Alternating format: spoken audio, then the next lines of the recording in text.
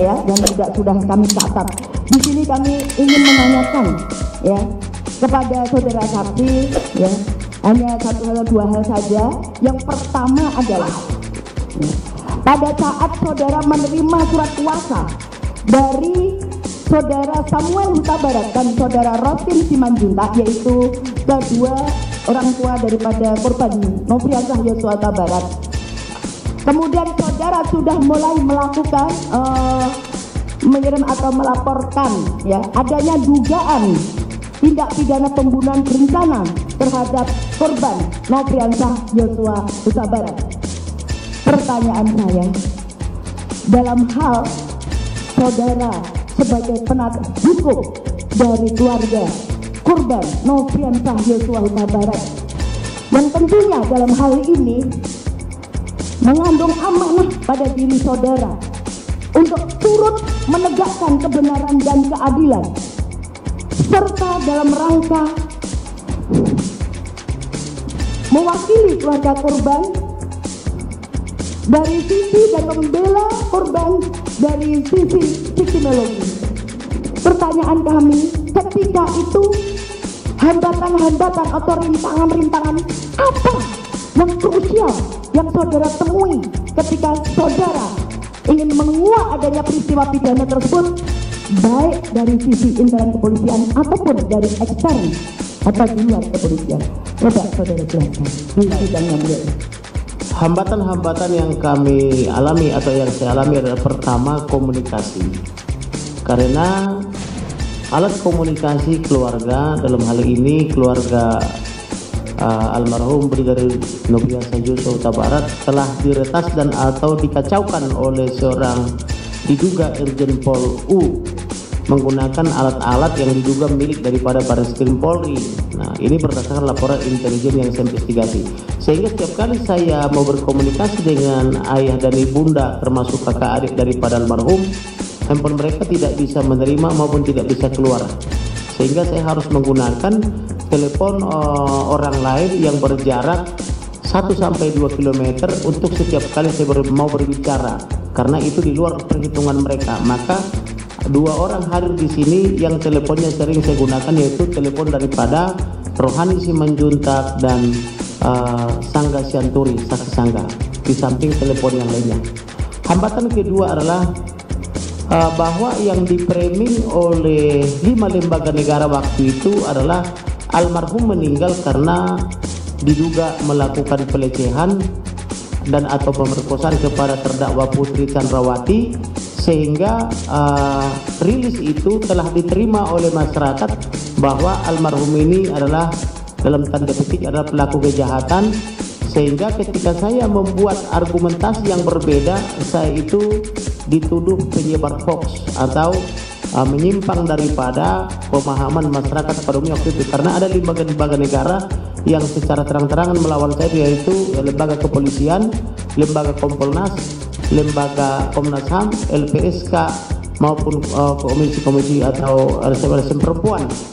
Nah, sehingga ketika kita membawa warna baru, mereka semua sangat bencinya. Bahkan ada seorang Irjen Pol Purnawirawan dari Kompolnas 5-7 kali saya hitung dia satu hari membuat rilis seolah-olah dia bagian penerangan daripada Polri, membantahkan terus bahwa almarhum ini adalah sangat jahat, memperkosa Putri Chandrawati di Duren 3 Jakarta Selatan, dan laporannya juga begitu dilapor tanggal 9 itu, satu hari itu juga langsung SPDP langsung sudah seolah-olah segala sesuatu sudah tersedia seperti pekerjaan malaikat, sudah sidik dan seterusnya. Pokoknya belum lagi framing dari penasihat hukumnya bahwa kalau Putri Chandrawati itu adalah korban pelecehan seksual di kamar tidurnya di di Duren 3 di rumah dinas.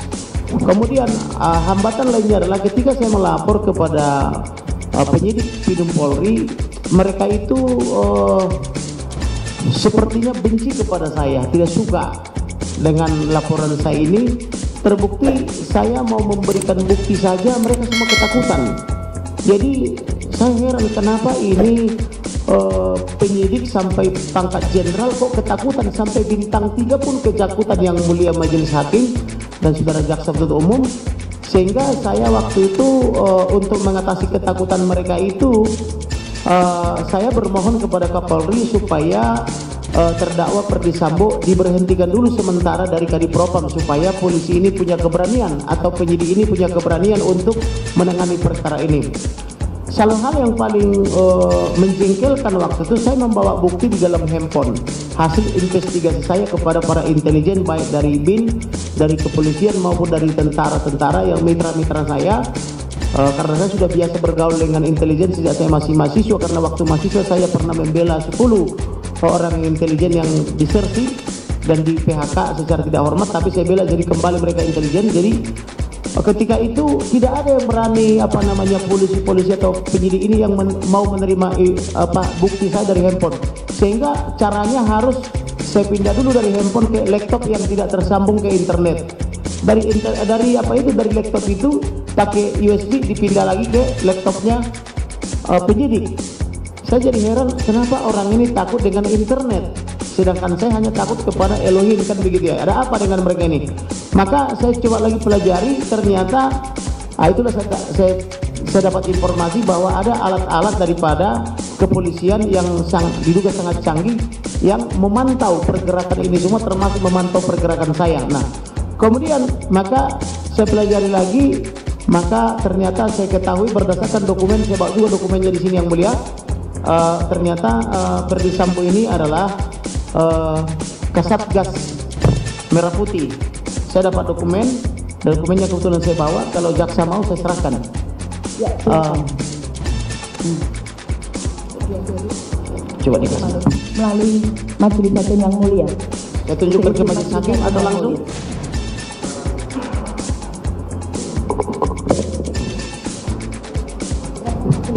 Ya. Mohon diserahkan pada majelis hakim yang mulia. Apa ini yang saudara sampaikan? Oke.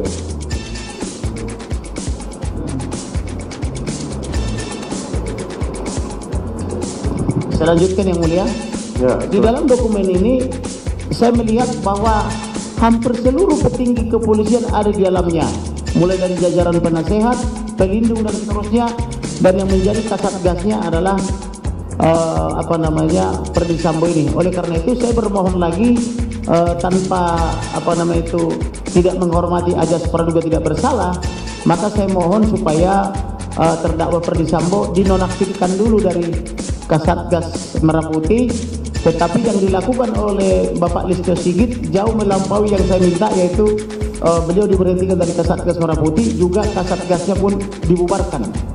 Yang saya minta sebetulnya dinonaktifkan dulu supaya penyidik tidak takut, karena saya merasa heran. Saya bertemu dengan bintang 1 sampai bintang 3 di kepolisian, mereka terang-terangan mengatakan cuma Kamarudin aja yang takut, kami aja ketakutan katanya.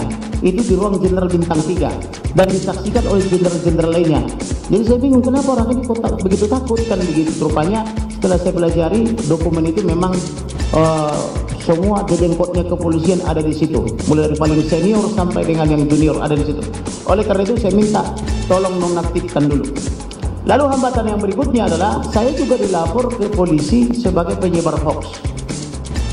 Kemudian saya juga banyak mengalami bully-bullyan waktu itu, bahwa saya itu dianggap tukang sihir dari jaksa penuntut umum, dan juga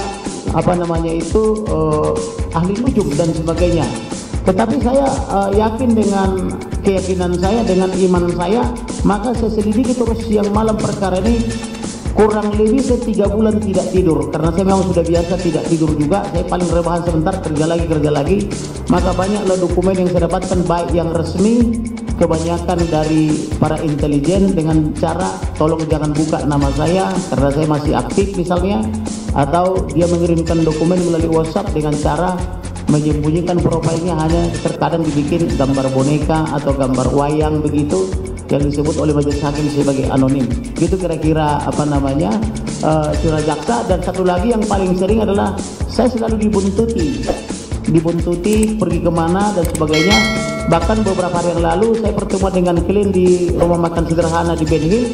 Tahu-tahu ada yang membuntuti saya, 2 orang pakai sepeda motor, kemana saya pergi difoto, dibuntuti. Bahkan Ketika saya pergi dari situ, masih ada terikot di handphone saya. Klien saya mengingatkan, apakah Bapak pakai pengawal? Ada loh yang membuntuti Bapak setelah pergi tarikan gitu. Kira-kira begitulah hambatannya saudara jaksa penuntut umum.